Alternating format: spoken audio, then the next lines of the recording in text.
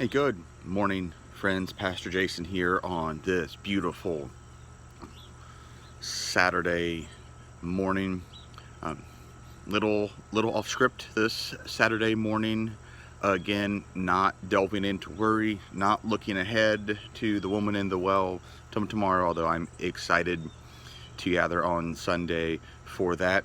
Um, Quick reminder, the weather looks great. 8:30 a.m. out in front of Asbury Chapel. We will be doing communion at that 8:30 service. We will have the elements there available, and we can do that together outside at 8:30 if you want to come and be a part of that. And that's not just for our MHUMC family. If you've just been watching some of the stuff, please know that you are welcome and invited. We are an open table church, an open table denomination. That means that you are welcome to come and partake. We'll also be worshiping tomorrow at 10 a.m. on Facebook Live as well. We will do communion during that service too. So I'm going to share for us a bit from Zechariah this morning. It's a book that I don't think we go to all that often. The plan we've been doing in our small group has had us there. There's just kind of two small snippets there for us. I just want to share for us. We're in chapter 8 of Zechariah. The temple's being rebuilt. The exiles are starting to come home, and God is speaking through the prophets to just kind of remind the Israelites, remind those of the house of Judah of his unending love. And yes, he's brought calamity upon them, but he's going to restore them. And as he looks ahead, as the prophet kind of looks ahead, he says this. This starts at chapter 8, verse 20. It says, "Thus says the Lord of hosts, people shall yet come to the inhabitants of many cities. The inhabitants of one city shall go to another, saying, Come, let us go to entreat the favor of the Lord, and to seek the Lord of hosts. I myself am going. Many peoples and strong nations shall come to seek the Lord of hosts in Jerusalem, and to entreat the favor of the Lord. Thus says the Lord of hosts, in those days 10 men from nations of every language shall take hold of a Jew, grasping his garment and saying, Let us go with you, for we have heard that God is with you." Because God is going to be so faithful, everyone will bear witness to the power, the majesty, the glory of God, so that even those who don't speak the same language, those who are not from the nation of Israel, will seek to grab a hold to the Israelites and say, Take us with you. Take us with you. We've heard about how awesome your God is. We've heard about what he's done for you. Please take us with you so we can go see for ourselves. Come take us with you so we can go learn about him for ourselves. You fast forward to where we're at. We see how more of these prophecies have been fulfilled in the life and the death and the resurrection of Christ. We've witnessed the coming of the Spirit at Pentecost that comes to empower us now, right where we're at. And I wonder, why is it? And maybe it's just me. When's the last time, friend, that someone kind of came up, put their hand on you, or asked to touch you, or socially distancing, of course. But I mean, when's the last time that someone came up and said, Man, I gotta know about what's keeping you up during this time? Man, how are you so positive? How are you so confident? What is it about your God or this Jesus guy or about your church that I need to go see? When's the last time that happened for you? It doesn't happen for me near as often as I would like. That's part of my job description, is to get people to come and do that, you know? Zechariah speaks of a day where it will be so evident that God just loves his people so much that those who don't know that yet will just grab a hold of anyone who they can, saying, please take us with you. Please let us learn.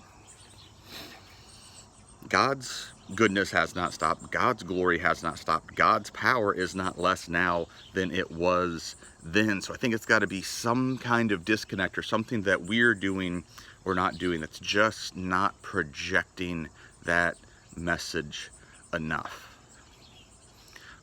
Earlier on in chapter 8 of Zechariah, it starts at verse 14. The prophet says this, "For thus says the Lord of hosts, just as I proposed to bring disaster upon you when your ancestors provoked me to wrath, and I did not relent, says the Lord of hosts, so again I have purposed in these days to do good to Jerusalem and to the house of Judah. Do not be afraid. These are the things that you shall do. Speak the truth to one another. Render in your gates judgments that are true, and make for peace. Do not devise evil in your hearts against one another, and love no false oath. For all these are things that I hate, says the Lord." I think that God provides us some instructions from Zechariah about what it is that we could do to make ourselves stand out, so that those outside the family, maybe outside the kingdom, know that they can come to us, know that we're people of peace, know that we're a member of God's family, and if they want to learn more about it, to know more about it, to start to get a bit closer, that they can get a hold of us and say, hey, please take me with you. I want to know more about the God who is the source of your strength and your confidence, the God that keeps you stable and steady during these times. And I do think these practices make us stand out. Verse 16, speak the truth to one another. You look around and there's lots of spin, there's lots of lies, there's lots of deception. So honesty and truthfulness makes us stand out. Render in your gates judgments that are true, and make peace. Fair judgments, fair decisions, not manipulative, not slanted one way or the other, not biased. Do not devise evil in your hearts against one another. All we seem to do is try to vilify those who disagree with us right now. We cannot, we've lost our ability to tactfully disagree, and we wish physical harm upon those who we don't agree with right now. And it says right here, the Lord hates that. Love no false oath. Don't fall in love with a false promise. Stop believing the things that seem too good to be true, because they probably are. If we can become those people, if we can become the people who, that those are some of our foundational practices, and the promise is there, people will see that, people will notice that, people will start to inquire of us and want to grab a hold of us and say, please take me with you to the house of your God so I can see for myself what this is all about. That is part of our mission, friends. That is part of our call. Zechariah chapter 8, if you have some time today, friends. Jump in, give it a read, pray through some of those scriptures. Stop and reflect a bit today. Thanks for spending this time together, friends. So look forward to seeing you tomorrow, either 8:30 outside or 10 a.m. on Facebook Live. Enjoy this beautiful day. Have a great weekend. Be safe, be well. Remember how much that you are loved. Thanks.